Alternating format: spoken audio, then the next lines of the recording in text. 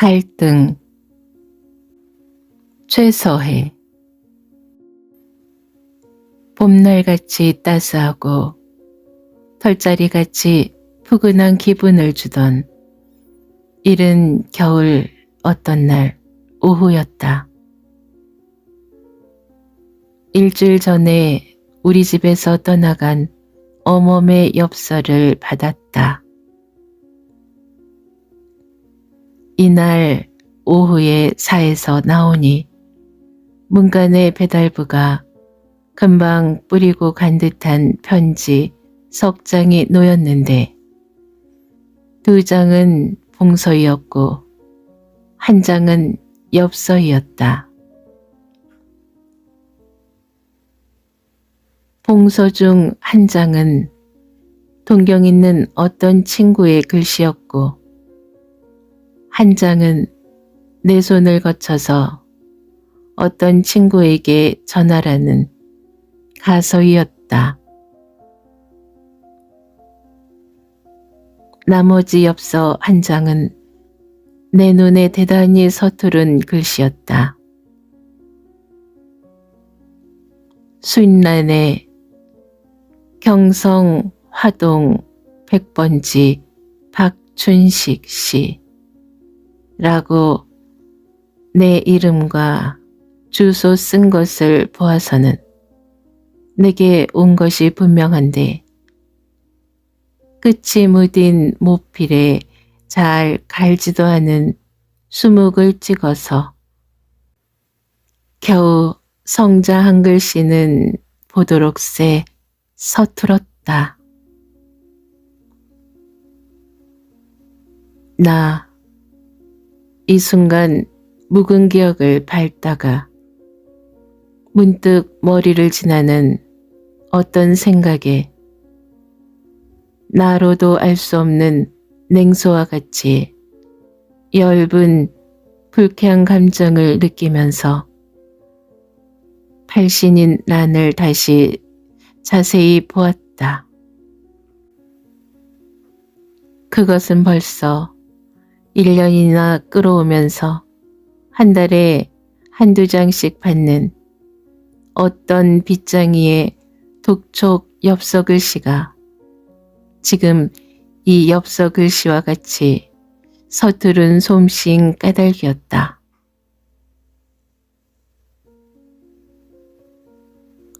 한북 XX 읍내 김씨 방홍성녀. 이것이 발신인의 주소와 성명이었다. 이것을 본 나는 즉각적으로 그 누구에게서 온 편지인 것을 느끼는 동시에 이 편지와는 사촌격도 안 되는 편지를 생각하고 불쾌를 느끼면서 혼자 말초신경 쓰던 것을 내 스스로 입술을 살근히 물면서 찬웃음을 치지 않을 수 없었다. 여보, 시골 간 어머니 편지했구려. 나는 좀 반가운 음성으로 곁에 선 아내를 보면서 뇌고 다시 엽서에 눈을 주었다.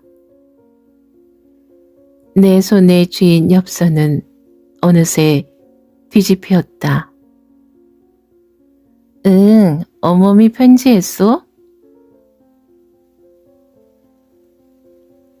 아내의 목소리는 의외의 사람에게서 의외의 반가운 소식이나 받은 듯이 기쁘게 가늘게 떨렸다. 나는 그 말 대답은 하지 않고 편지 사연을 읽었다. 아내도 부드러운 시선을 고요히 편지에 던졌다. 이래서 두 사람의 내 눈은 소리 없이 편지를 읽었다. 사연은 극히 간단하였다. 서방님, 기체 안녕하십니까? 아씨도 안녕하신지요? 어린 애기는 소녀가 떠날 때에 몹시 앓더니 지금은 다 나았는지 알고자 합니다. 소녀는 서방님이 지도하신 덕택으로 무사히 와서 잘 있습니다. 이곳 댁도 다 안녕하십니다. 소녀의 손으로 쓰지 못하는 그리대와 이렇게 무난히 늦었사오니 용서하시옵소서. 네네 서방님 내외분 기체 안강하옵소서. 끝으로 대단 황송하오나 어린 애기의 병이 어떤지 알게 하여 주옵소서.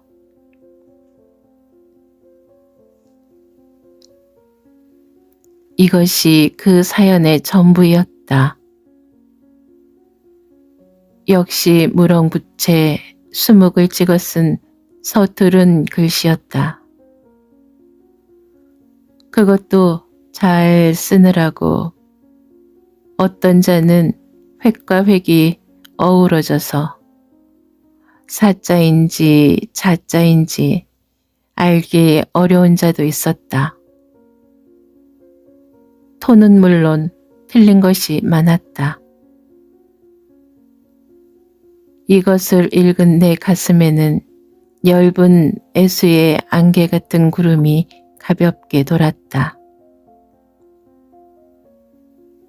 거칠은 겨울이었만 이날은 아침부터 봄같이 따스해서 설면자 같은 기분이 사람의 혈관을 찌르는 탓도 없지 않아 있겠지만 그 엽서 한 장이 내게 던지는 기분은 부드럽고 가볍고 불쾌가 없는 엷은 동정의 애수이었다. 그는 나와 무슨 인연이 있었던가? 그는 어멈, 나는 상전으로 이 생에서 다만 며칠이나마 부리고 부리지 않으면 안 될 무슨 어번이 전생에 얽혔던가. 사람들은 모든 것을 자기 손으로 지어놓고 그에 대한 찬사랄까 그에 대한 허물이랄까를 어번이니 인연이니 하여 전생 후생으로 돌리려고 하는 것이다. 나는 그를 보낸 뒤에 나뿐만 아니라 우리 식구들은 전부가 어멈의 이야기를 두어 번 하였으나 그것은 한 지나치는 심심풀이에 지나지 않았었다. 그에게서 편지가 오리라고는 물론 꿈도 꾸지 않았던 바이다. 그렇던 어멈에게서 편지가 왔다. 그와 나와 아주 관계를 끊어버린 오늘까지도 그는 역시 내게 보내는 글을 상전에게 올리는 글이나 마찬가지로 황송스럽게 공손히 썼다. 더구나 어린 것의 병을 끝까지 물은 것을 읽을 때 또 읽고 나서 생각할 때 내 가슴에 피어오르던 엷은 안개는 맑은 물에 떨어진 쌀뜨물같이 점점 무게를 더하여 피부에 스며들었다.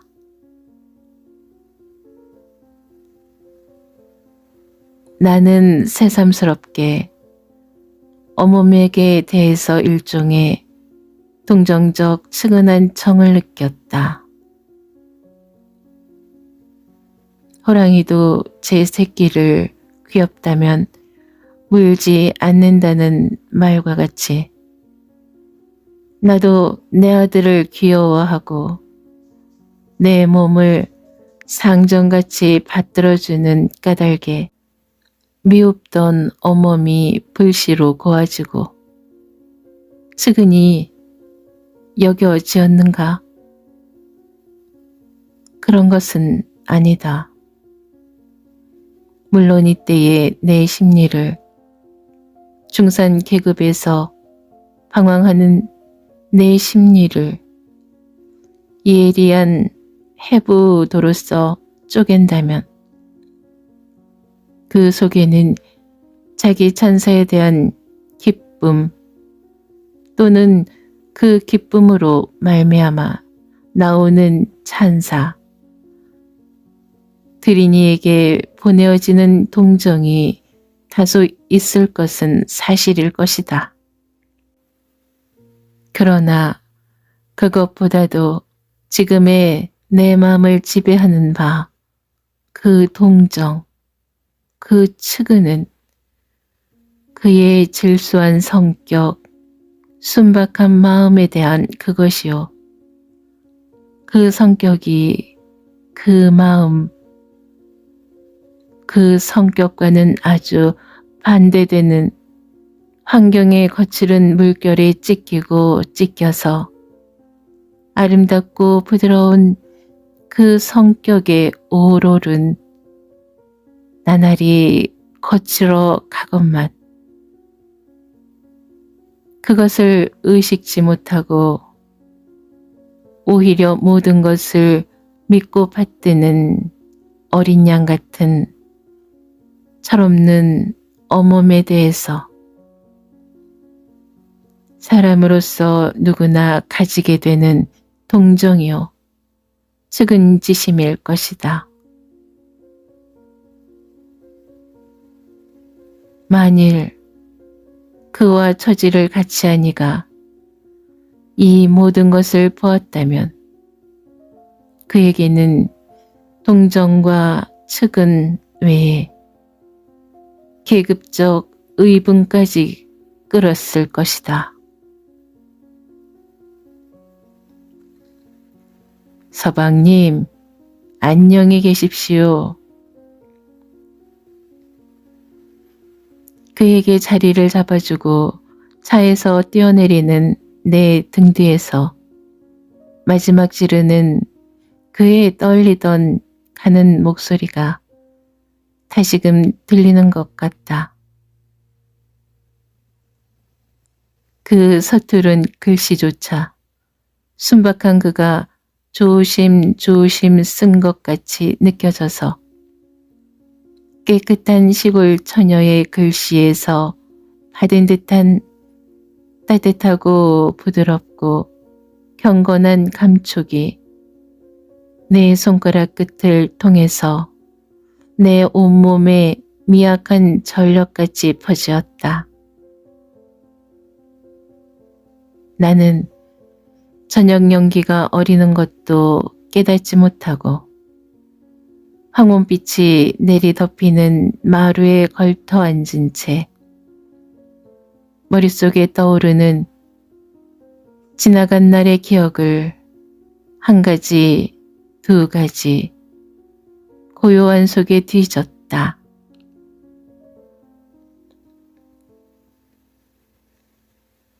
그 어멈이 우리 집에서 떠나간 것은 하루 전 주일 금요일이었다. 우리 집에서 어멈을 부리기 시작한 것은 금년 늦은 가을부터였다.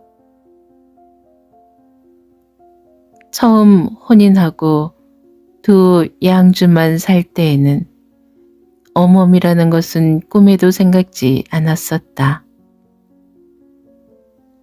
생각한대야 그때는 지금보다 수입이 적은 때이라 소용도 없는 일이지만 예산이 넉넉하다 하더라도 어멈이란 듣도 보도 못하던 곳에서 잔뼈가 굵은 나로서는 어멈 부리기가 거북스러웠다. 내게 아무런 의식이 없더라도 20여 년이나 무젖은 인습과 관념을 벗으려면 힘이 들 터인데 나는 행이든지 불행이든지 자연주의의 개인 사상에 감염이 되어서 내 팔과 내 다리의 힘이 미칠 수 있는 것은 남의 힘을 빌지 않으려고 노력한 것도 어느새 나의 한 철학이 되어서 내 생활을 지배하게 되었다.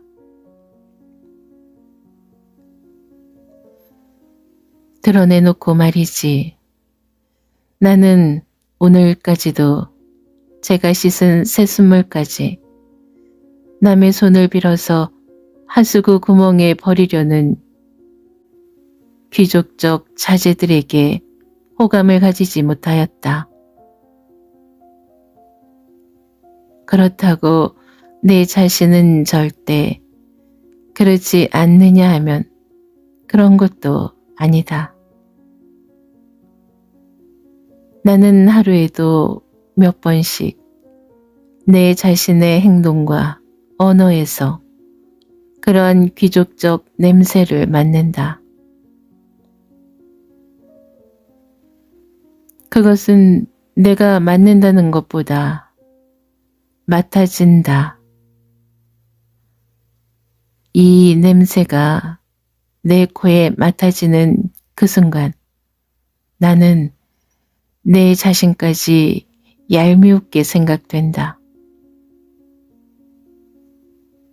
이렇게 나는 모든 것을 객관적으로는 여지없이 보면서도 주관적으로는 나로도 모르게 30년 가까이 묻어져 오는 내 계급의 인습과 관념에 끌린다. 내가 처음 어멈을 부리지 않은 것은 이러한 내 생활의 모순과 갈등도 그 한 원인이 되었을 것이다. 그것이 철저치는 못하나마 또 어떤 때는 어멈을 부려볼까 하는 생각이 나다가도 주인집의 굳은 소리, 좋은 소리를 함부로 밖에 내는 그네의 입이 내외 생활에 저애물같이 느껴져서 그만 주춤해버리고 만 적도 많다. 제 허물을 모르는 세상 사람들은 내외간 살림에 무슨 비밀이 있으랴 생각하겠지만 밥은 굶어도 양복은 입어야 하고 의복을 전당에 넣어서라도 극장의 위층을 잡고 앉아야 궁둥이가 편한 듯이 실상은 편한 것도 아니지만 거드름 피우는 반질반질한 우리네 생활 속에 어찌 추태가 없기를 보증하랴.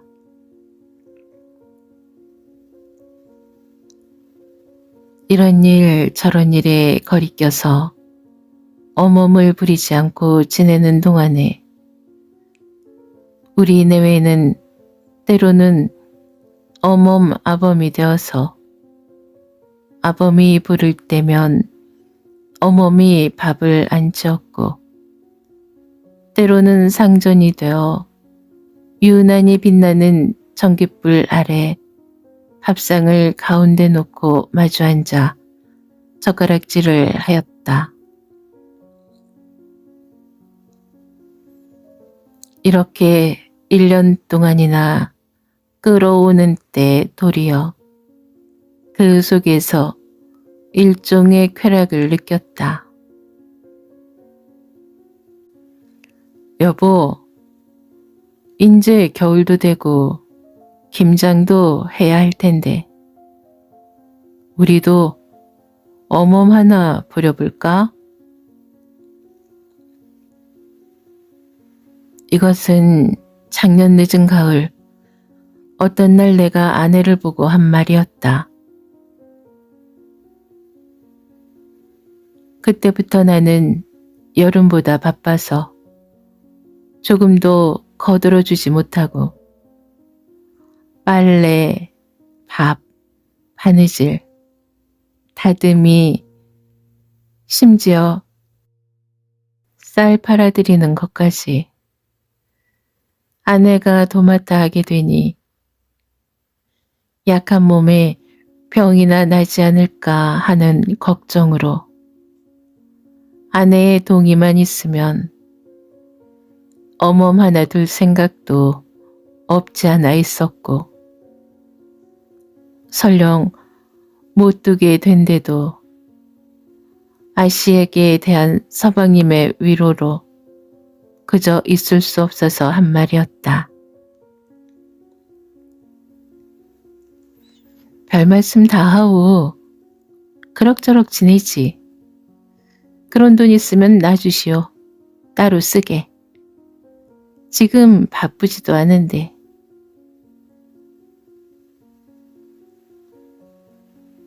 아내의 대답은 아주 그럴듯하였다. 나는 정색으로 하는 이 대답을 믿었다. 어느 때나 변치 않으리라고.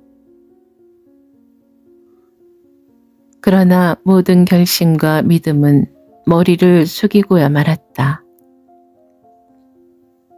믿기가 어렵고 안 믿기도 어려운 것이 사람의 마음이다.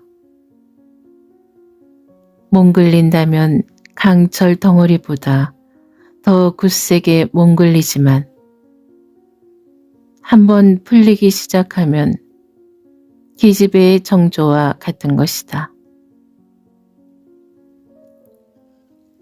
기집애의 정조란 처음 헐리기 어려운 것이지. 한번 헐리면 뒤가 물러지는 것이다. 더구나 모든 생활 조건이 결국은 사람의 마음을 정복하고야 마는데야 어쩌랴. 처음은 어멈이라면 누대 어번을 등에 짊어진 요만화같이 싫어하던 우리의 마음은 어떤 아른한 확실히 무엇라고 집어서 말 못할 기분과 또 바쁜 주위에 정복되고 말았다. 작년 겨울부터 금년 봄까지 우리 집에는 식구가 셋이나 더 불었다. 한 분은 팔을 못 쓰는 늙은이요. 하나는 중학교 다니는 계집애요. 또 하나는 남산같이 불러올랐던 아내의 배가 김 빠진 풋볼같이 쓰러지는 때에 빽빽 울고 나타난 발가중이었다.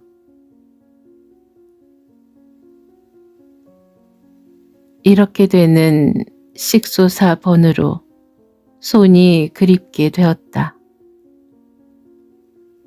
그런대로 찌끗찌끗 참다가 금년 가을부터 어멈을 두자는 어머니의 동의와 아내의 제청에 나도 이의가 없었다.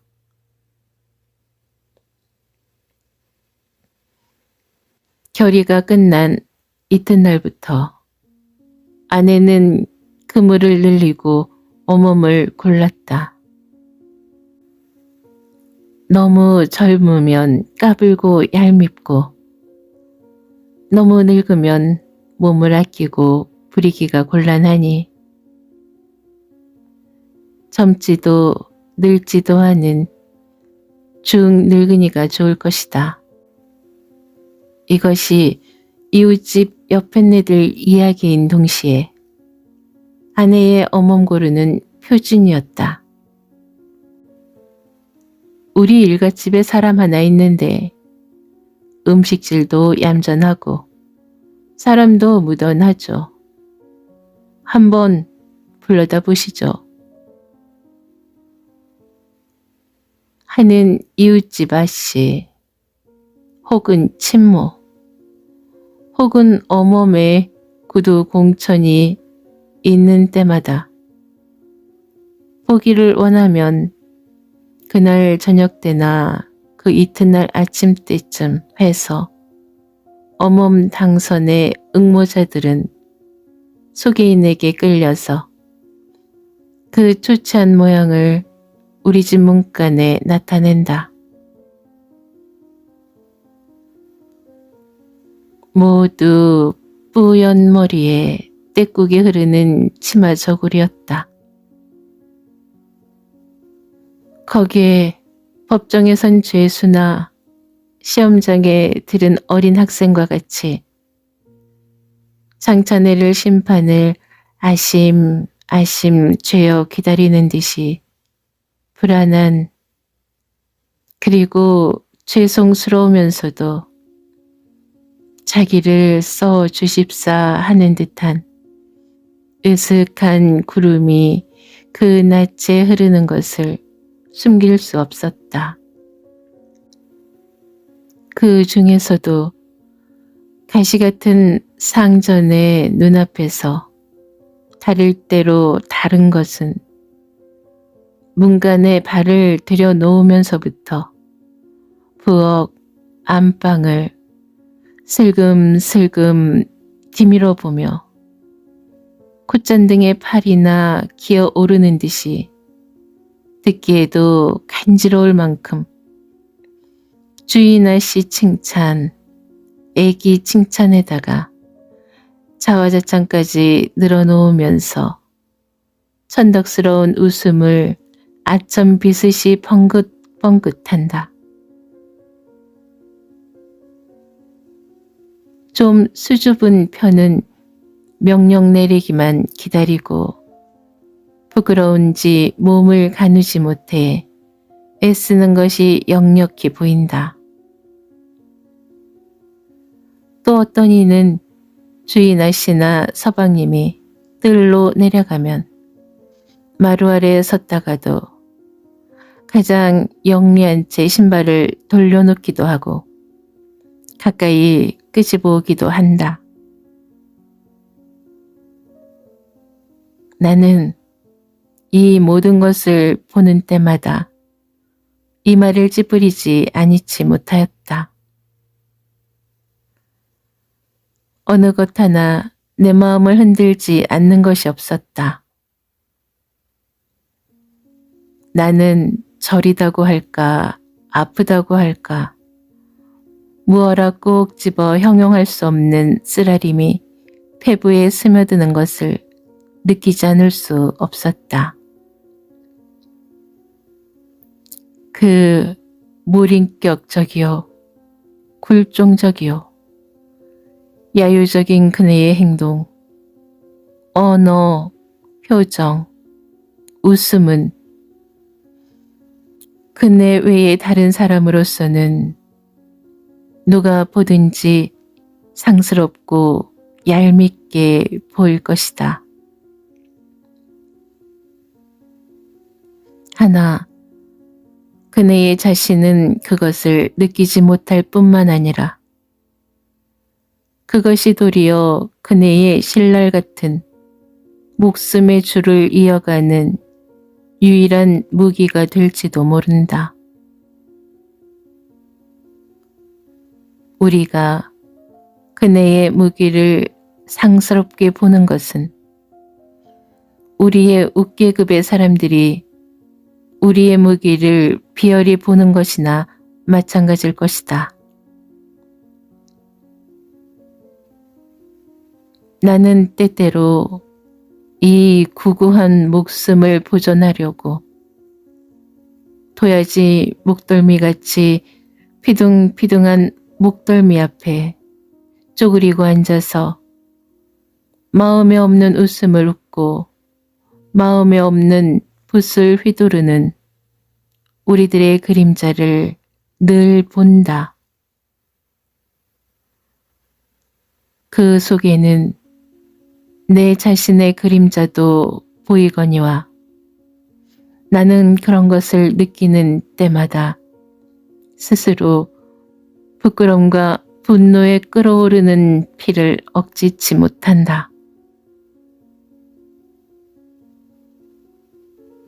그러면서도 그 분노와 지옥을 씻지 못하는 우리들의 삶까지 얄밉고 더럽다.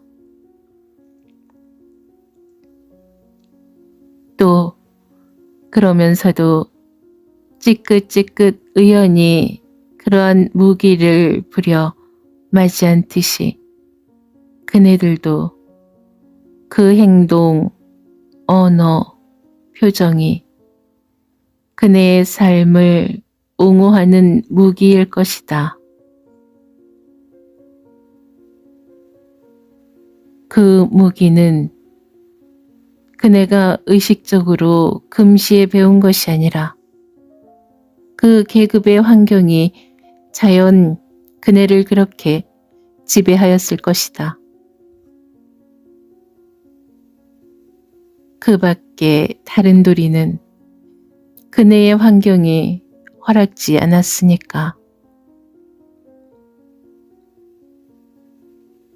우리가 우리의 웃계급에 눈밖에 나듯이 그네는 우리의 눈밖에 났다. 그것은 우리나 그네나 다 같이 비열한 놈들이라는 조건 하에서 생각하면 같은 처지엄만 어찌하여 그네와 우리 사이에는 금이 그어졌는가? 우리는 어찌하여 그네를 괄시하는가? 오히려 우리네는 지식 계급이라는 간판 아래서 갖은 화장과 장식으로서 세상을 속이지만 그네들은 표리를 꽃같이 가지고 있지 않은가? 그것이 우리 보담도 괴할는지 모른다. 나는 이러한 미적지근한 검은 구름에 머리를 쓰고 가슴을 만지면서도 모아 들고 나는 그 꼴을 그대로 보았다. 보지 않으면 금시로 어찌하랴.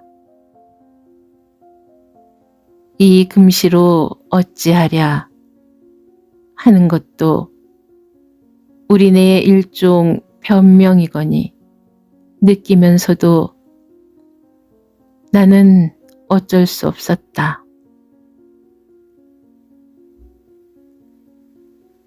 그렇게 된 지 사흘 되었다. 오늘도 셋이 나왔겠지.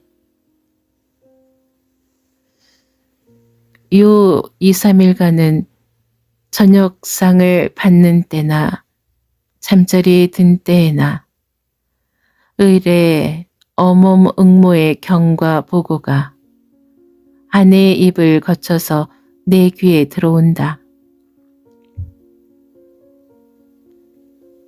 이날도 사이에서 늦게 나와 저녁상을 받았는데 아내가 입을 열었다. 여보, 그 어디 귀찮아 견디겠습니까? 나는 밥을 씹으면서 괴로운 웃음을 지었다. 그리고 내일부터는 오지 말라고 했어요. 오명 그저나 가오. 밥까지 얻어먹고 가려고 드니. 아내는 종알거렸다. 극에서 배고프면 체면이 있니? 자식도 팔아먹는데. 그런데 어멈 그릇을 하자는 게 어쩐 게 그리도 많으냐.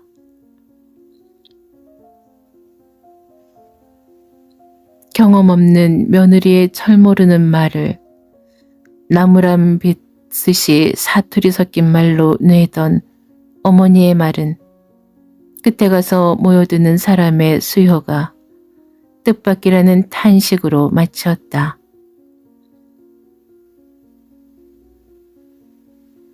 어머음이란 어떤 것인지 듣도 보도 못하고 사람을 부리자면 구하고 구해야 며칠에 겨우 하나 구하나 마나 하고 부리면 적어도 한 달에 입 먹이고 옷 입히고 돈 10원 주어야 하는 시골서 60평생을 보낸 어머니가 입이나 겨우 풀칠을 시키고 한 달에 3원이나 4원 준다는데 하루에도 2, 3명은 들락달락 하는 것을 보고 놀라는 것도 실직이란 게을러서 되는 줄로만 아는 그 어머니에게 있어서는 당연한 일일 것이다. 어머니는 그런 변을 처음 보시니 그러세요.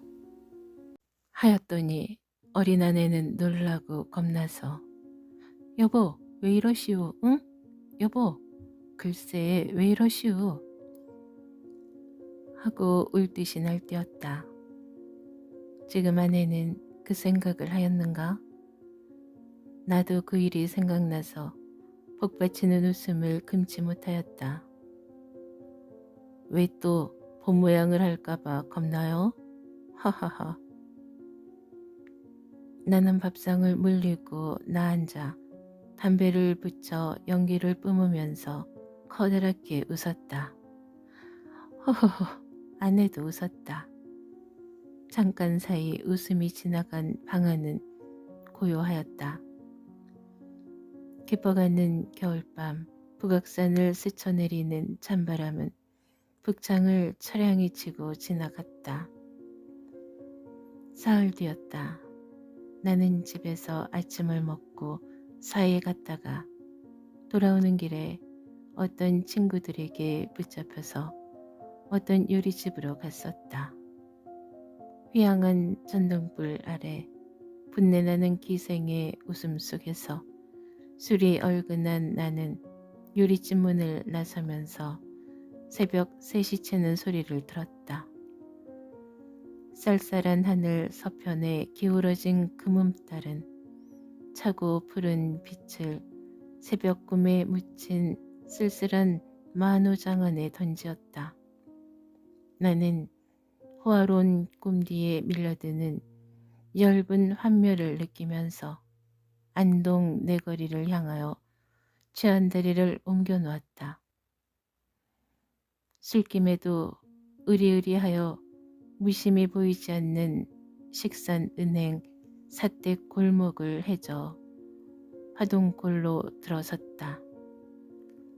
집에 이른 나는 대문을 두드리면서 아내를 불렀더니 아내의 대답과 같이 미닫이 소리가 들리면서 신소리가 난다. 나는 예와 같이 대답하고 나오는 아내가 대문을 열면 술이 몹시 취한 찰 양으로 나오는 웃음을 참고 대문에 기대어 서 있었다.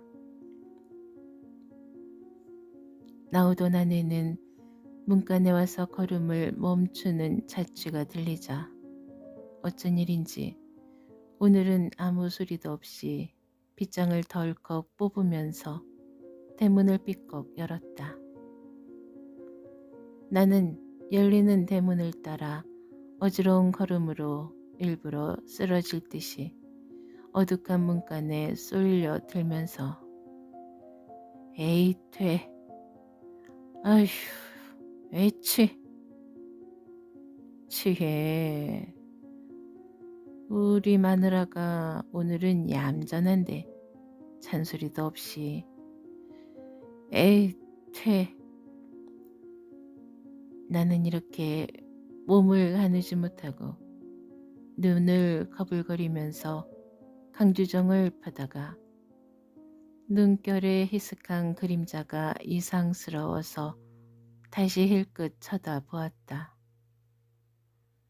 대문 빗장을 잡고 선 사람은 여자는 여자이나 옷 모양이라거나 체격이 아내는 아니었다. 나는 어둠에 흐린 그 낯을 보려다가 아침에 아내에게서 들은 어멈하는 생각에 깜짝 놀라서 주정은 쑥 들어가고 두 발은 어느새 문간을 지나 마당에 나섰다. 나서자마자 지금 오시오? 하고 앞에 다가서는 것은 아내였다. 이건 확실히 아내였다. 응. 나는 모르는 사람을 아는 친구로 믿고 쫓아가다가 그의 낯을 보는 때처럼 무안스럽고 어이없어 더 주정부릴 용기조차 없이 내 방으로 뛰어들어갔다. 뛰어들어간 나는 어린 것에 고요히 든 잠을 깨일까 보아 배를 틀어잡고 허리가 끊어지게 들이웃었다. 따라 들어온 아내는 눈이 동그래서 영문을 물었다.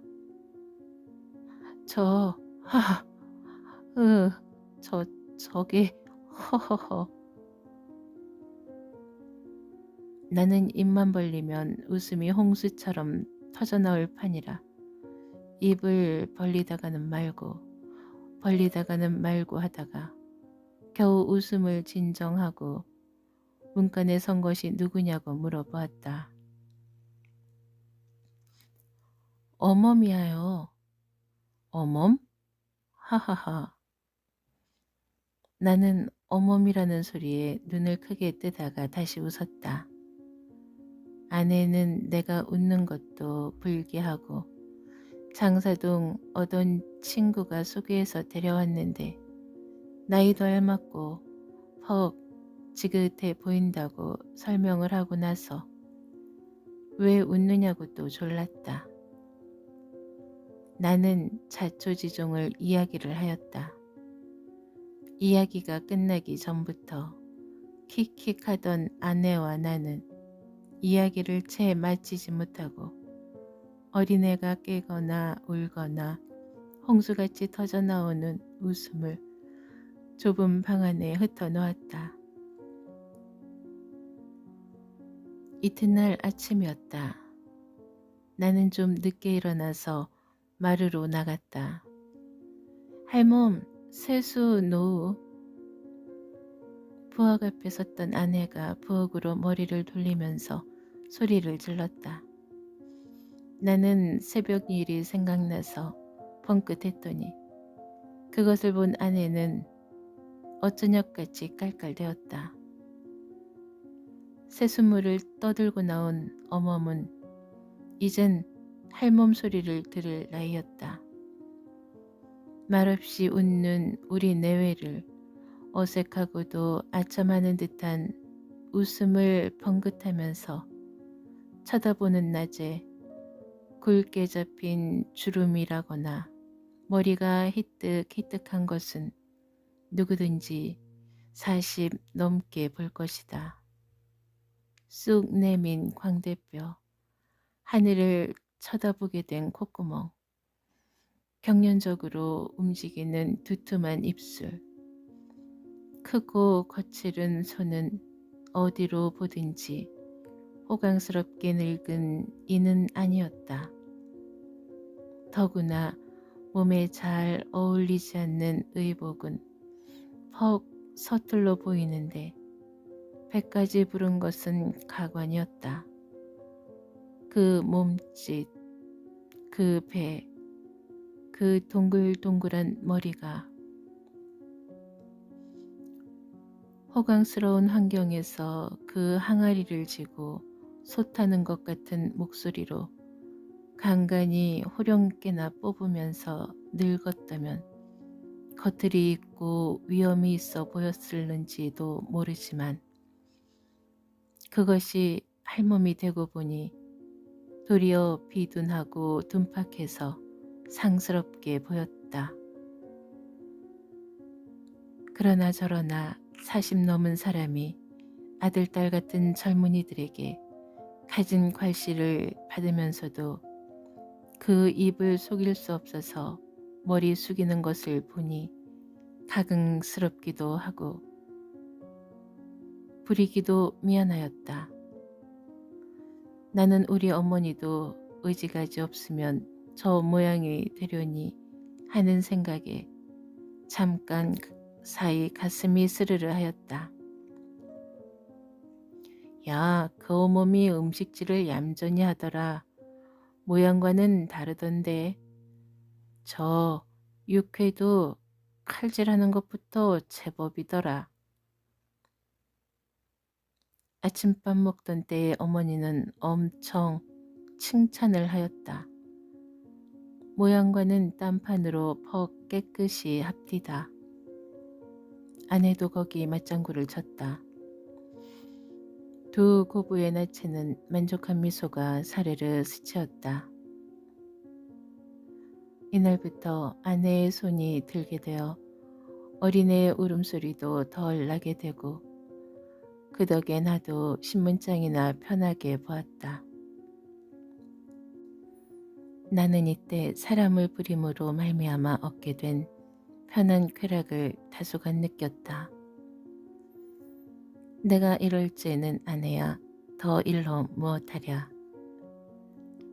어린 것 때문에 밤잠을 바로 못 자고 새벽에 일어나서 찬물에 손 넣던 구역이 없어졌으니 그의 편한 쾌감은 나의 갑절이 넘었을 것이다. 그러나 그것이 점점 버릇이 되고 그 버릇이 게으름이 되는 것을 뒤에 느끼지 않은 것도 아니나 그때에는 그런 것을 생각할 여지가 없었다. 할멈이 들어온 사흘 뒤였다. 사에서 편집에 분주히 지내는데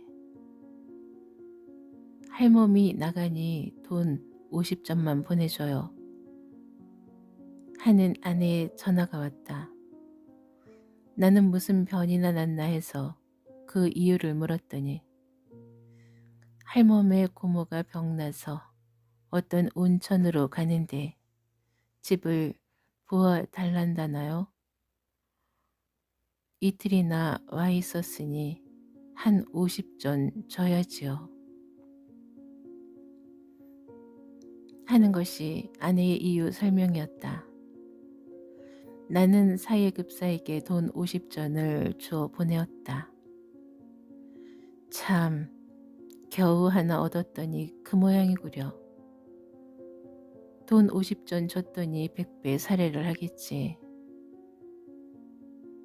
아내는 많은 돈이나 준 듯이 다소 자랑 빚으시 말하였다.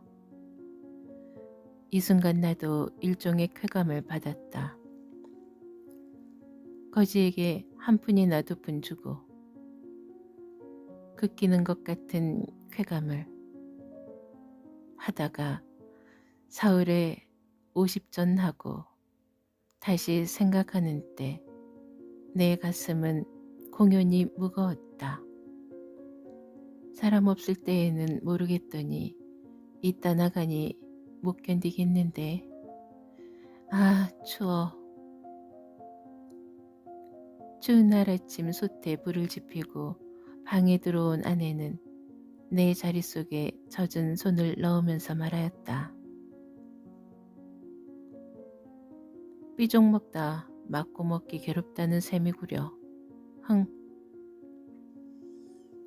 나는 일전사에서 사람의 입이란 버릇하게 가는 거야 하고 어떤 친구가 하던 이야기를 생각하였다. 아내는 호호 어서 하나 또 얻어와야 할 텐데 하고 혼잣말처럼 내었다. 그 이튿날 식전이었다. 나는 동창에 비친 아침 햇발을 보면서 그저 자리에 누웠는데 날래 어서 들어오. 사투리 쓰는 어머니의 목소리가 마당에서 들렸다. 오늘부터 오겠소? 그것도 어머니의 목소리. 오죠. 어디 댕겨와야겠으니 이때 저녁 때야 오죠. 서울 여편네에 바라진 목소리. 추운데 방으로 들어와 담배를 자시오. 어머니의 목소리. 괜찮아요. 이제 여기 앉죠. 하고 그는 마루에 앉는 듯 하더니 대개는 식구가 적으니깐 들어오죠. 한 달에 4, 5원 준다는 데도 있긴 있지만요. 적게 받고 몸 편한 데가 제일이지요. 하는 말에 나는 그것이 어멈 허부자인 줄 알았다. 말소리는 상스럽지 않으나 4원, 5원 하고 자기는 이렇게 값있다는 듯이 은연중 드러내는 자랑이 얄밉게 생각났다. 눈을 감고 듣던 나는 혼자 흥 하고 코웃음을 치면서 햇빛에 붉은 동창을 보았다. 들어오. 들어왔다가 아침을 먹고 가오. 어머니의 말이 끝나자 마루를 밟는 잣쥐소리와 같이 안방 미닫이가 열렸다 닫혔다. 그날부터 그는 우리 집 부엌에서 드나들게 되었다. 30이 훨씬 넘었으나 아직 30 전후로밖에 배지 않고 갸름한 몸태에 있게 입은 옷은 비록 검기는 할망정 서투르지는 않았다. 그 이죽애죽하는 말 솜씨라든지 빤질빤질한 이마는 어찌 보면 계집 하인이나 부리던 사람 같고 어찌 보면 밀가루집에서 다른 사람 같기도 한데 이웃집 어머니 오면 꼭 하게를 하면서 자기는 우리 집 주인 비슷한 태도와 표정을 짓는 것이 처음부터 열구졌다. 여보, 어멈인지 뭐인지 공연히 빼기만 하고 트집만 써서 큰일인데 그 후 일주일이 되나 마나 해서 아내는 내면서 전등을 쳐다보았다. 왜? 몰라 왜 그러는지. 가게에 가서 뭘 가져오라니까 창피스러워서 누가 들고 댕기느냐고 하겠지. 위하니까 쟤야 제로라고. 흥. 아내는 분개했다.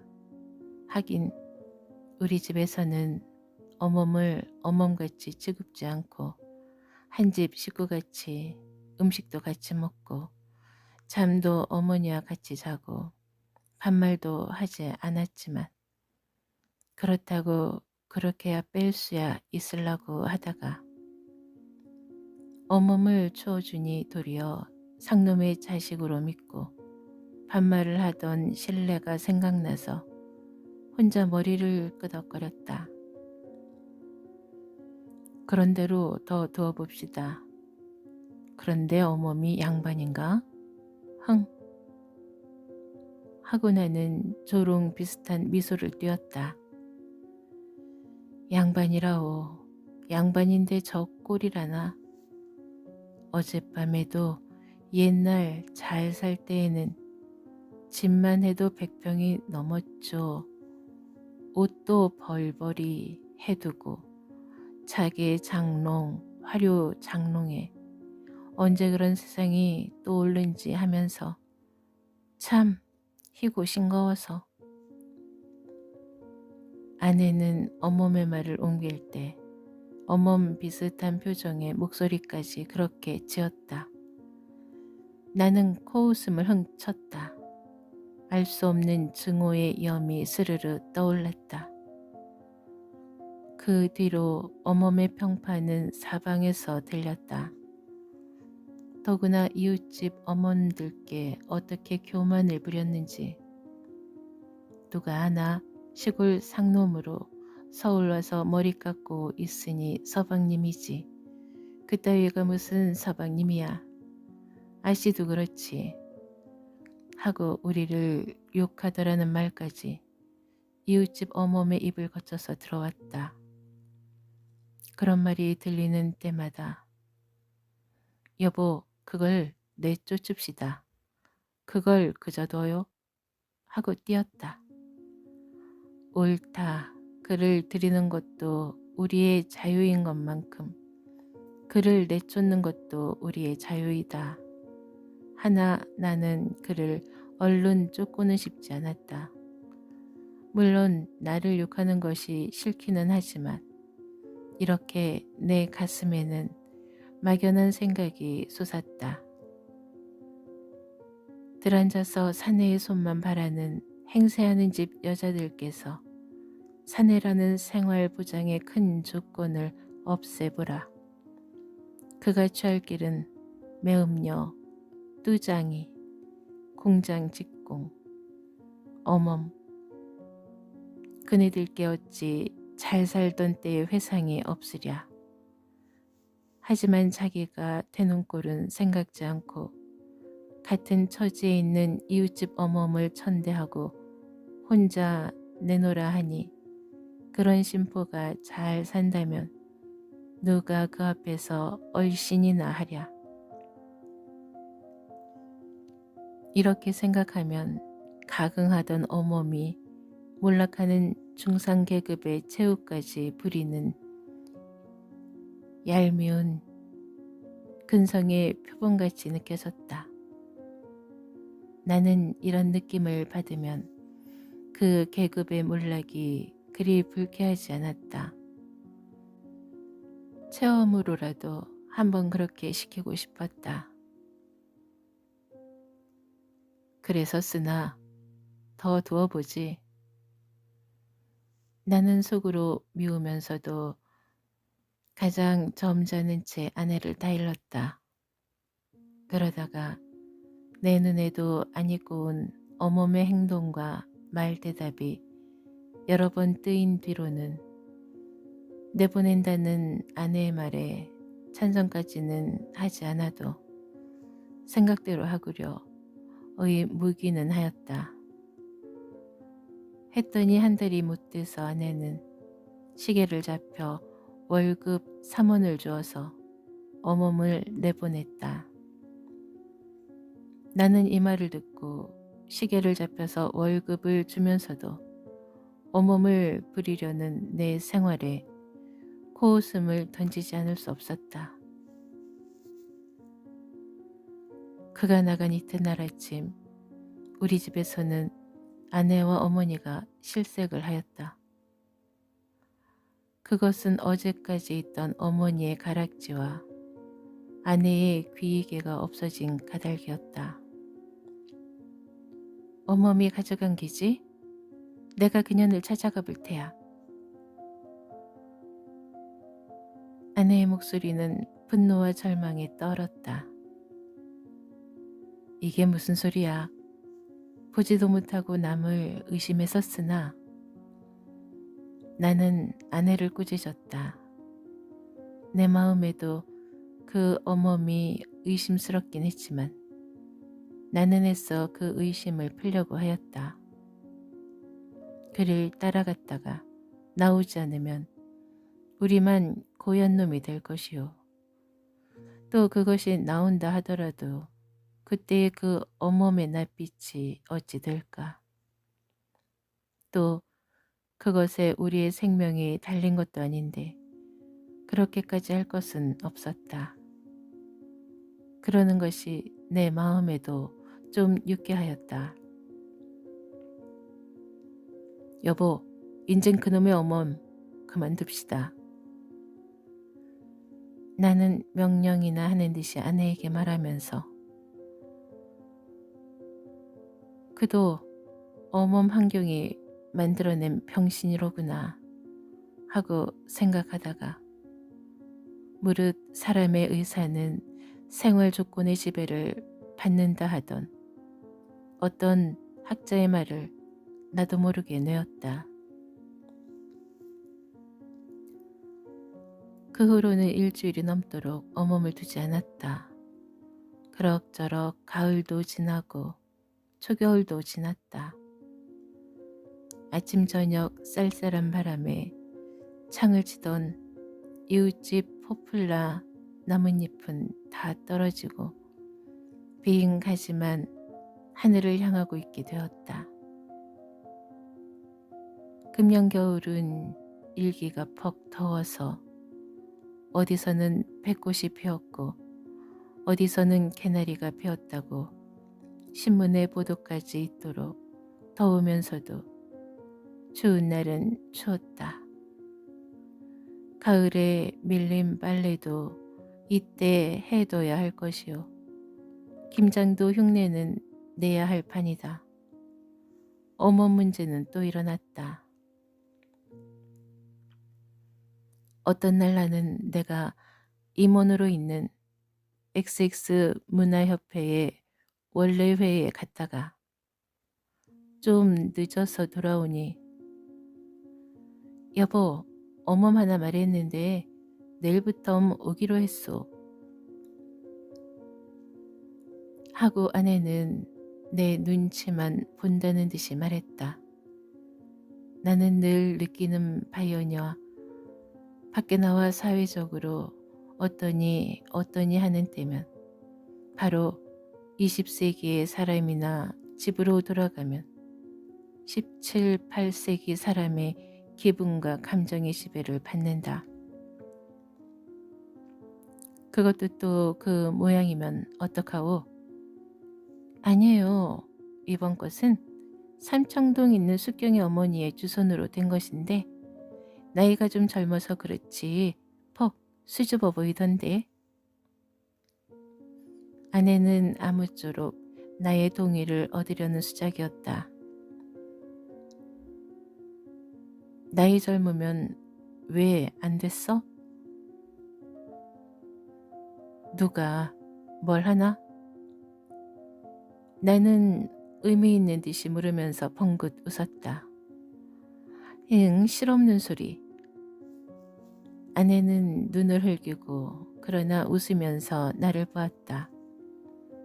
나는 앞집의 젊은 어멈이 밤중마다 출입이 잦다는 것을 생각하고 웃었더니 아내는 딴 생각을 하였는가.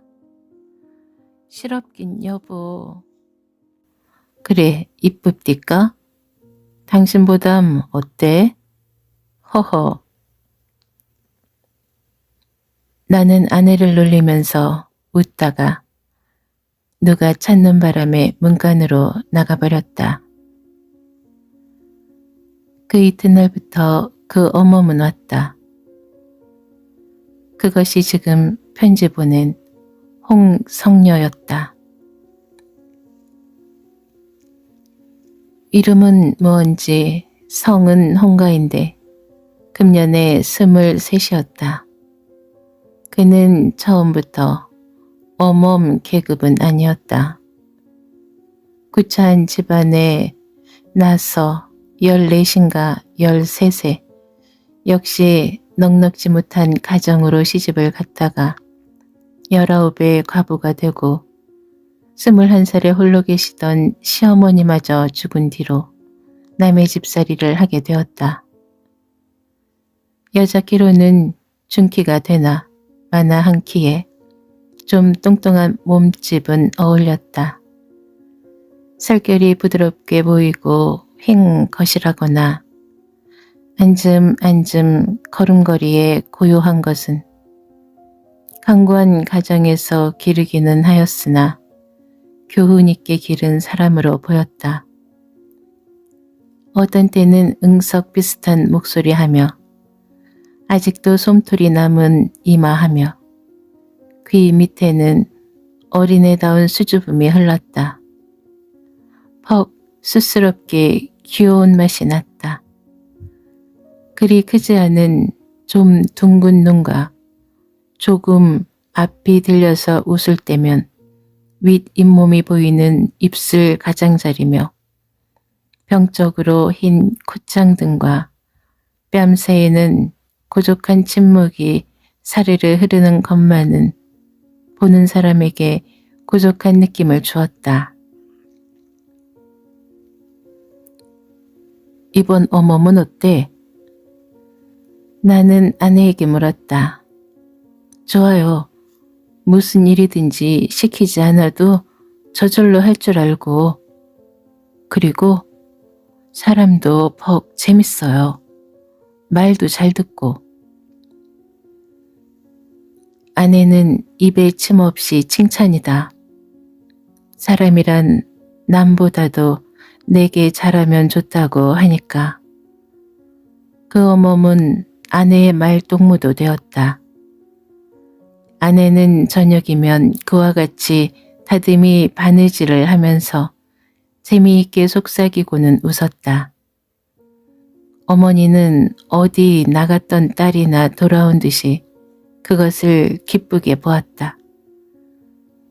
그 어멈이 들은 지도 보름이 넘어서 어떤 추운 날 밤이었다. 나는 신문을 보는데 곁에서 어린애를 재우던 아내는 여보, 어멈이 엘베떼. 허허.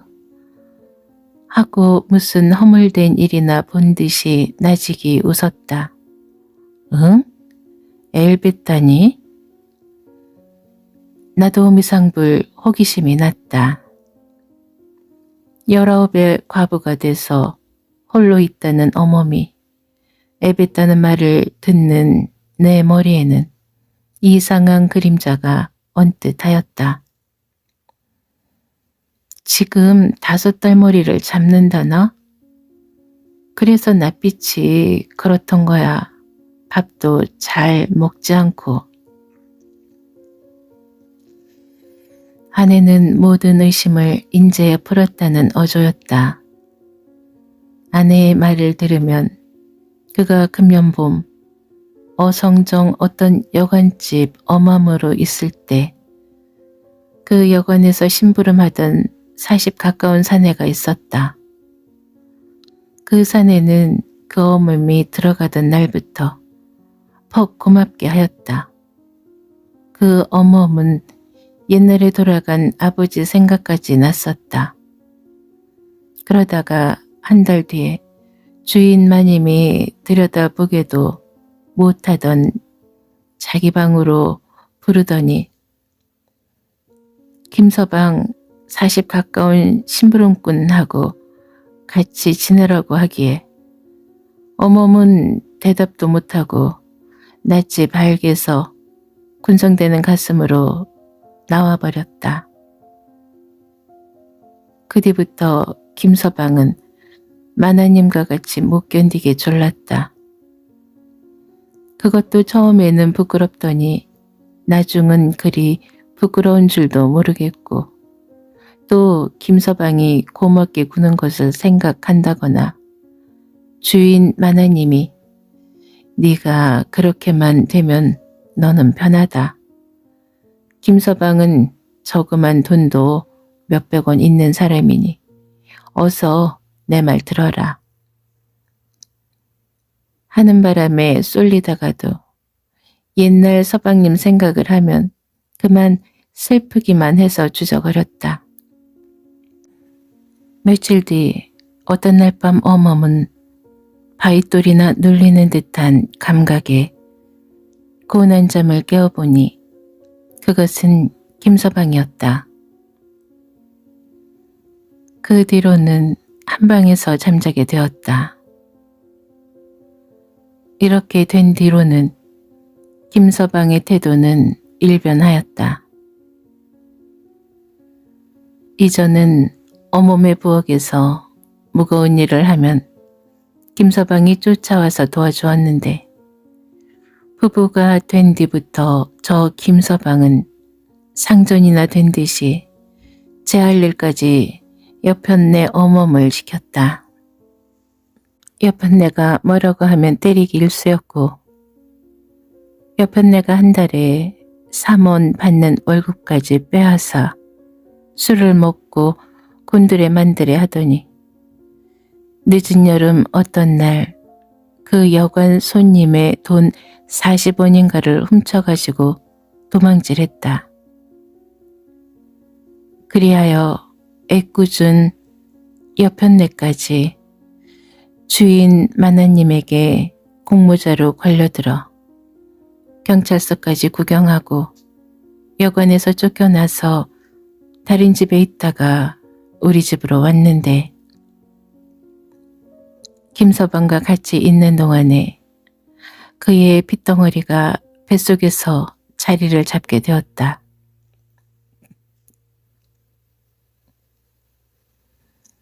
예까지 설명한 아내는 그런 이야기를 하면서 옛날 서방님이 살아 계셨더라면 하면서 울겠지. 참 가엾어서 하고 한숨 짓는 아내의 낯은 흐렸다. 듣고 보니 어멈의 신상은 내일같이 가엾었다. 이 순간 나는 여관 마나님과 김서방이 미웠다. 내 가슴에서는 일종의 의분이 끓었다. 노력을 빼앗다가 피까지 빨려는 계급, 정조까지 유린을 하고도 부족이 되어서 매까지 되는 그러한 계급에 대한 반항적 의분에 내 가슴은 찌르르 전기를 받는 듯하였다. 그래도 김서방을 생각하던데 그 못된 놈을. 아내는 혼잣말처럼 내었다. 뭐라고? 보고 싶다고? 떨려 나오는 내 말 속에서 그깟 놈이 뭘 보고 싶어? 하는 뜻이 품어 있었다. 아니, 보고는 안 싶대. 생각하면 분해 죽겠대요. 그러면서도 그가 어디가 붙잡혀서 악형이나 받지 않나 하는 생각이 저도 모르게 가끔 나서 가슴이 뜨끔뜨끔하대요. 인정이란. 아내의 목소리는 잠기었다. 돈은 그 아름다운 인정까지 빼앗는다. 돈.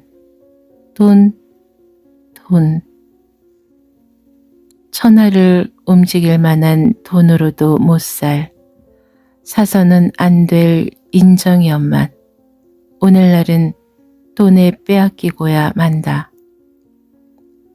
이렇게 생각하니 어멈이 더욱 가긍스러웠다.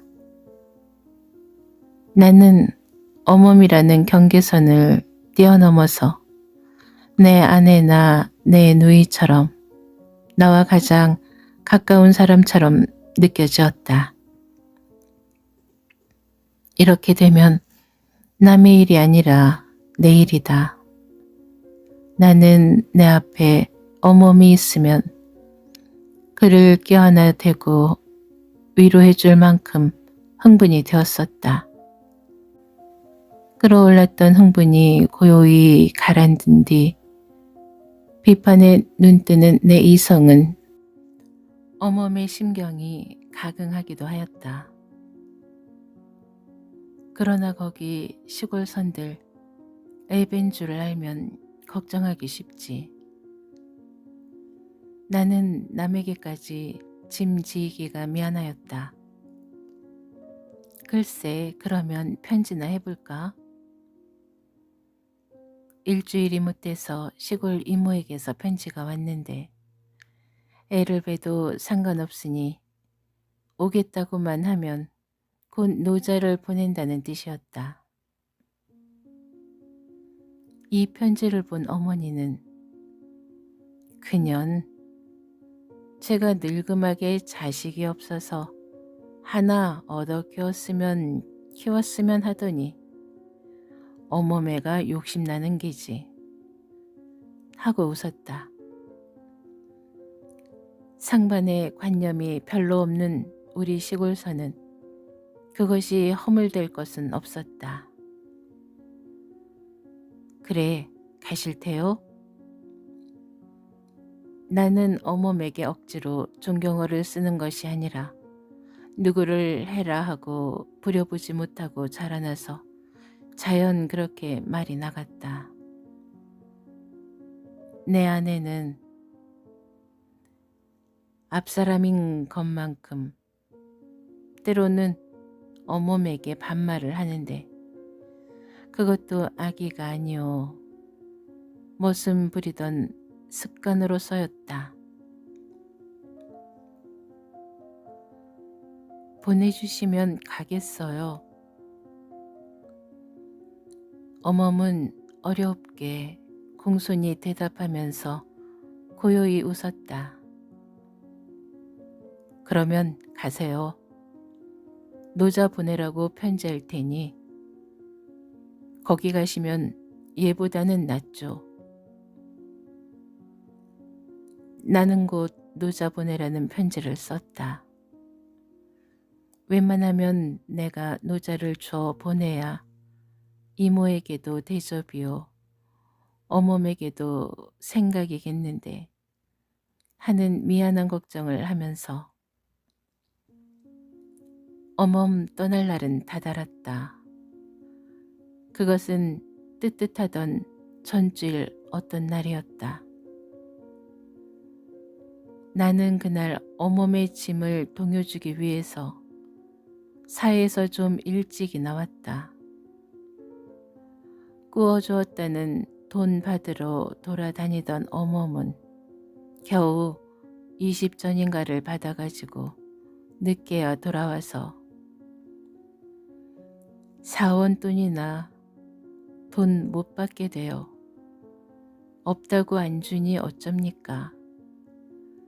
하고 울 듯이 어머니에게 하소하였다.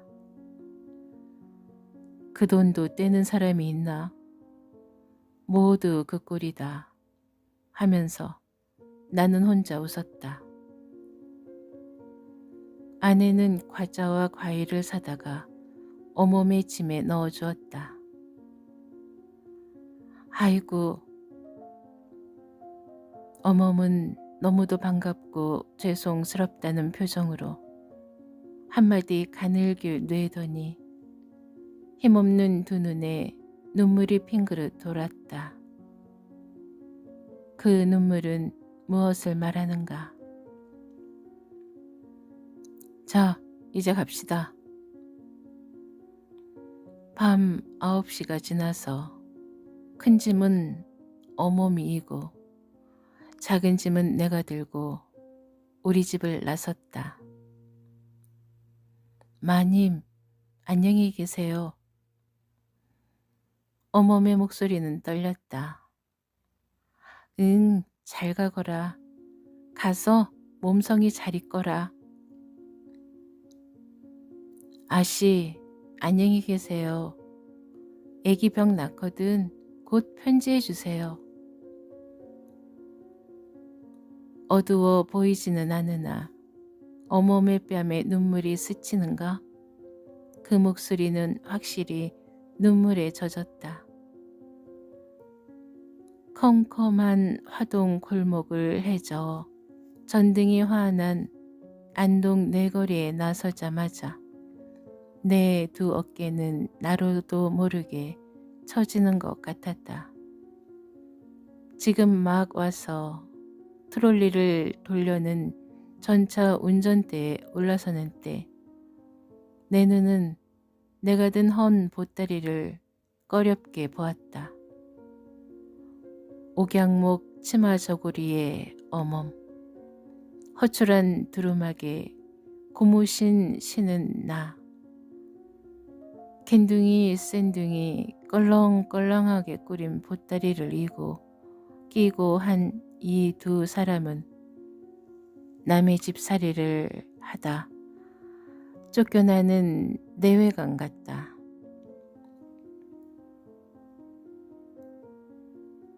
나는 제3자로서 그런 그림자를 보는 때는 그것이 불쌍하더니 내가 그 모양으로 남의 눈에 띄고 보니 모든 사람의 시선이 아니 꼽고 내 자신이 창피나 보는 듯이 불쾌하였다. 뭐 별소리 다 하지. 그렇게 보이면 어떤가? 내가 못할 일인가? 나는 혼자 속으로 이렇게 버티면서도 저편에서 나를 흘끔흘끔 쳐다보는 사람들의 시선을 바로 볼 수 없었다.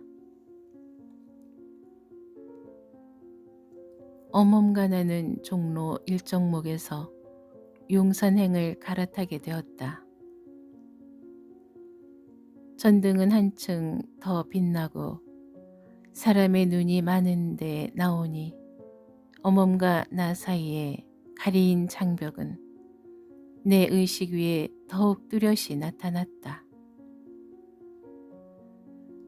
나는 애써 이 감정을 제어하려 하였으나 뱃속에서부터 쓰고 나온 관념의 힘은 참으로 컸다.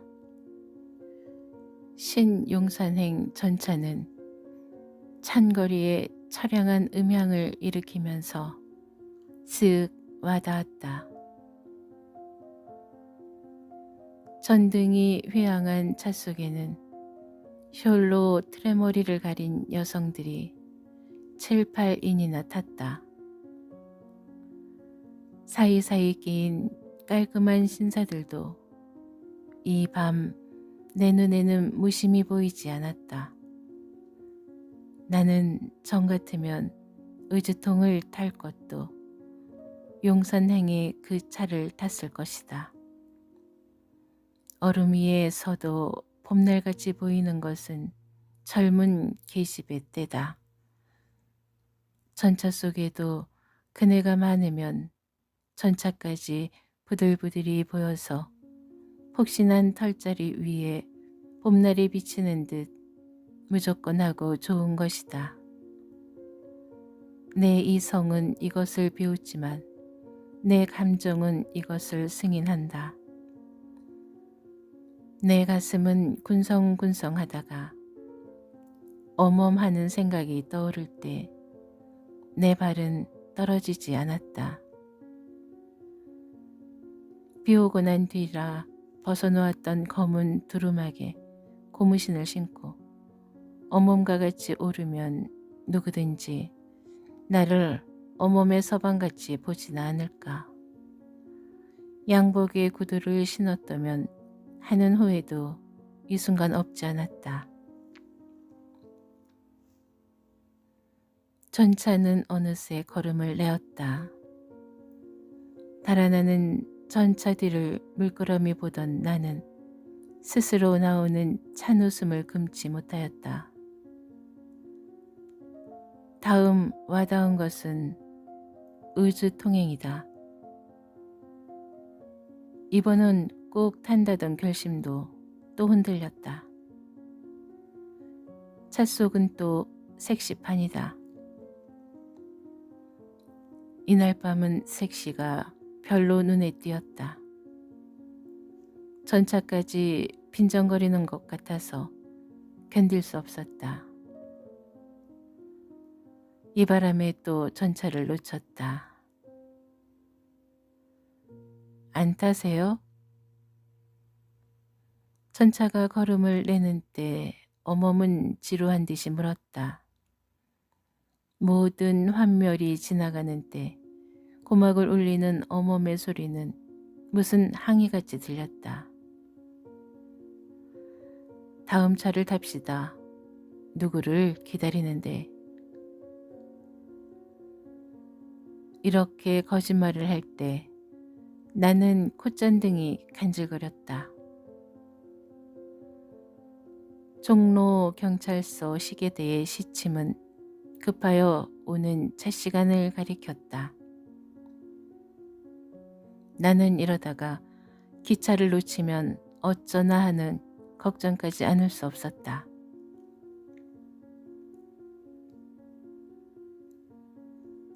용산행은 와 닿았다. 다행히 여자의 그림자가 보이지 않았다. 사내들만 탔으니 정 같으면 쌀쌀한 수라장같이 보였을 전차였만 이때 내게는 은신처같이 좋았다. 탑시다. 막 나는 뛰어올랐다. 옆에 낀 보따리를 운전대에 놓고 다시 어멈의 짐을 받아 놓은 후 어멈 앞서서 차실로 들어갔다. 7분이나 개었던 내 기분은 다시 흐렸다. 어디 가나? 하고 내 손을 잡는 것은 어떤 신문사에 있는 김군이었다. 바로 그 옆에는 모던 걸 2분이 앉았다. 응, 자네 오래간만일세. 집에 있던 어멈이 떠나는데 전송일세. 어멈에게 힐끗 준 눈을 다시 모던걸에게 흘끗 스치면서 나는 끝소리를 여럿이 들으라는 듯이 높였다. 어멈 배행일세 그려? 김군은 웃었다. 그렇다네. 흥. 내고 보니 내 소리는 처음부터 나로도 모르게 일종의 변명이었다. 또 자랑이었다. 빈정대는 듯이 크게 지른 내 소리 속에 나는 이렇게 관우하노라. 나는 상전이요. 저는 어멈이니 오해를 말라. 하는 변명의 냄새가 물씬하는 것을 나는 느꼈다. 나는 어찌 그렇게 대답하였을까? 어멈이 아니요.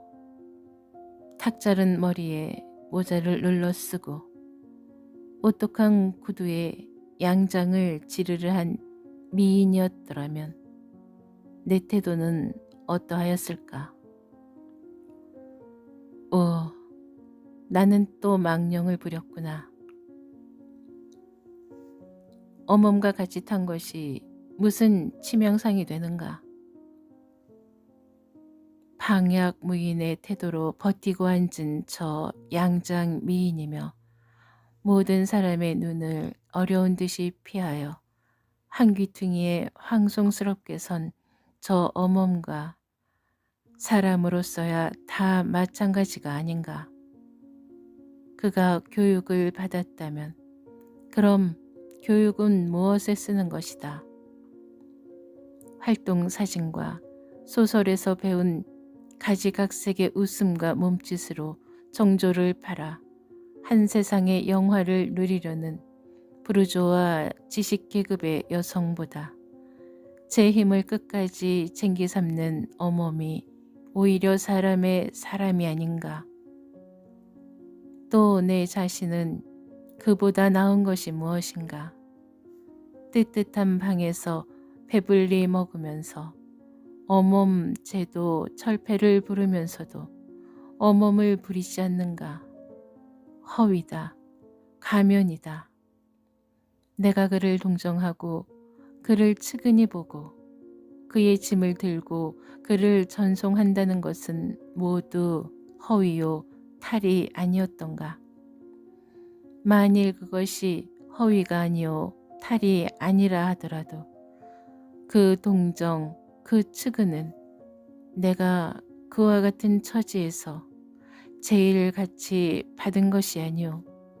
인력거 위에서 요리에 부른 배를 만지면서 전차에 치인 거지를 보는 때 일으키는 것 같은 동정이요. 측은히 아니었던가. 꼭 그렇지는 않았다 하더라도 그에게 대한 동정이니 측은이니 한 것은 미적지근하였던 것이 분명하지 않은가. 그러면 너는 저런 어멈이라도 아내 삼기를 사양치 않을 테냐. 나는 다시 속으로 나에게 물었다. 나는 또 대답에 궁하였다. 궁하였다는 것보다 얄밉게도 그 질문을 벗을 만한 변명을 생각하였다. 나는 전차가 정류장에 닿을 때까지 내 가슴 속에 새로 움이 트는 새 사상과 아직도 봉건적 관념의 지배를 받는 감정과의 갈등을 풀려면서도 못 풀었다. 정거장으로 들어갔다. 3등 대합실 벤치 한 머리에 온몸을 앉혀놓고 나는 차표도 사고 짐을 붙인 후 이리저리 거닐면서 군성되는 군중을 보았다. 온 세계의 축도를 보는 것 같다. 잘 입으니 못 입으니 우느니 웃느니 흰 사람 붉은 사람 각인 각양의 모양은 한 입으로 다 말할 수 없을 이만큼 복잡하였다. 한 귀퉁이 벤치에 거침없이 앉은 어멈은 어깨를 툭 떨어뜨리고 힘없는 눈으로 이 모든 인생극을 고요히 보고 있다. 찬란한 전깃불 아래 헬쑥한 그 나체는 슬픈 빛도 보이지 않고 기쁜 빛도 어리지 않았다. 무어라 형용할 수 없는 빛, 마치 자기의 운명을 이미 달관한 후에 공허를 느끼는 사람의 낯에서 볼 수 있는 것 같은 구름이 10개 건너갔다. 축 처진 어깨, 힘없는 두 눈, 두 무릎에 던진 손, 소굿한 머리는 어디로 보든지 활기가 없었다. 그의 머릿속에는 어떤 생각의 거미줄이 얽혔는가. 알지도 못하는 사람의 편지 한 장에 몸을 맡기려는 한낱 젊은 여자. 그의 눈앞에는 그가 밟을 산설고 물서른 곳이 어떤 그림자로 떠올랐는가. 그가 평생 잊지 못할 남편, 14살부터 19살까지 하늘인가 땅인가 믿고 그 품에 안겨서 온갖 괴로움을 하수하던 그 남편. 고생이 닥치면 닥칠수록 생각나는 남편의 무덤을 뒤에 두고 가는 가슴이 어찌 고요한 물결 같으랴. 끓고 끓어서 이제는 모든 감정이 마비되었는가. 남의 눈이 어려워서 몸부림을 못하는가. 서리 아래 꽃 같은 그의 앞길을 생각하니 컴컴한 청루 홍등의 푸른 입술이 떠오르고 장마 때 본 한강의 시체도 떠오른다. 이 순간 그를 보내는 것이 꺼림하였다. 나는 내 이익만을 위해서 그를 보내는 것이 꺼림하였다. 그렇다고 그를 둘 수도 없는 사정이다. 오, 세상은 어찌 이러한가. 남을 살리려면 내가 희생해야 하고 내가 살려면 남을 희생해야 하는 것이 사람이 밟을 바른 길인가? 시간이 되자 나는 입장권을 사가지고 개찰구를 벗어나서 어멈을 차에 태웠다. 서방님, 안녕히 계십시오. 내가 차에서 뛰어내릴 때 어멈은 차창으로 내다보면서 떨리는 소리로 공손히 말하였다. 네, 원산에 내려서 아침 먹고 배를 타시오. 나는 다시금 당부를 하면서 그를 보다가 그가 치맛자락으로 눈 가리는 것을 보니 가슴이 스르르 풀려서 더 돌아보지 않고 나와버렸다. 그 뒤로 일주일이 지났다. 며칠 뒤에 또 다른 어멈이 얻어왔다. 다른 어멈을 얻기 전에는 떠나간 어멈의 이야기가 종종 있었다. 아내가 손수 부엌일을 할 때에는 반드시 떠나간 어멈의 이야기가 나왔다. 그러다가 다른 어멈이 들어온 뒤로는 떠나간 그 어멈의 이야기가 없다시피 되었다. 지금 생각하니 그것도 은연중 우리의 이익으로서 생각한 것이었다. 아내가 손수 부엌일을 할 때에만 떠나간 어멈을 생각하였으니 말이다. 그런 판에 이 엽서를 받았다. 소리 없이 스며드는 황혼빛은 모든 것을 흐리는데 나는 전등 스위치 틀 생각도 하지 않고 지나간 모든 생각의 층계를 한 층계, 두 층계 밟아 올랐다. 밟으면 밟을수록 그 어멈의 신상이 각응하였고 내 태도가 너무나 몰인정한 것 같이 느껴졌다. 더구나 오늘날까지도 그에게 상전의 대접을 받는다는 것이 퍽 불안하였다. 나로서는 분에 넘치는 일 같았다. 그렇게 모든 기억을 밟아 오르다가 막다른 페이지 그 어멈을 차에 앉히고 내가 뛰어내리던 막다른 기억에 이르러서는 내 감정은 더욱 흔들렸다. 차가 떠나는 때 어멈은 울던데 나는 혼잣말처럼 내었다.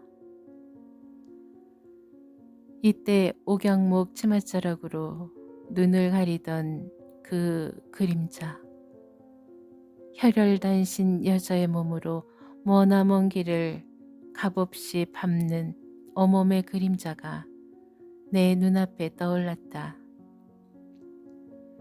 예서도 울던데. 곁에서 내 낯을 보던 아내는 말하였다. 예서도 울었나? 그럼요. 아씨 안녕히 계세요. 하고 내 손을 꼭 잡는 때 목이 메어서 다시 말을 못하던데. 아내도 그때의 기억이 떠오르나 보다. 그의 목소리는 떠오르는 꿈을 꾸면서 뇌는 잠꼬대같이 고요히 가라앉았다. 나는 아내를 다시 쳐다보았다. 아내의 운명, 내 운명, 아니 모든 우리의 운명도 그 어멈의 운명과 같은 길을 밟을 것 같이 느껴졌다. 그와 같은 운명의 길을 밟는 때 지금의 나와 같은 중간 계급, 이상 계급의 발길에 짓밟히는 나를 그려본다는 것보다는 그려 보여졌다. 나는 은연중 주목이 쥐어졌다. 오, 그네 온몸의 세상이 되어야 1만 사람의 고통이 한 사람의 영화와 바뀔 것이다. 하고 나는 혼자 붕괴했다. 동시에 나는 그런 것을 느끼면서도 그 이상을 실행하도록 힘을 쓰는 체 하면서도 머릿속에 주관을 가지고 있는 우리의 계급의 말로가 그 자개장롱, 화류장롱의 살림을 하다가 어멈이 되었다던 그 어멈의 말같이 느껴져서 얄밉고 또 어서 그렇게 되어서 오늘의 어멈 계급으로 바뀌게 되어 가진 사람을 맛보게 될 것이 유쾌하게도 생각되었다. 진지 잡수셔요. 어멈의 소리에 나는 일어서면서 진지 잡수셔요 하는 어멈을 다시 보았다. 오 그대들이여, 그대들은 세상을 낙관하라. 삶을 사랑하라. 겨울은 지나간다. 봄빛이 이제 찾으려니 한강의 얼음과 북한산의 눈이 녹는 것을 반드시 볼 것이다. 어멈을 보는 내 가슴에는 이러한 생각이 들었다. 동시에 나는 나로도 모를 굳센 힘을 느꼈다.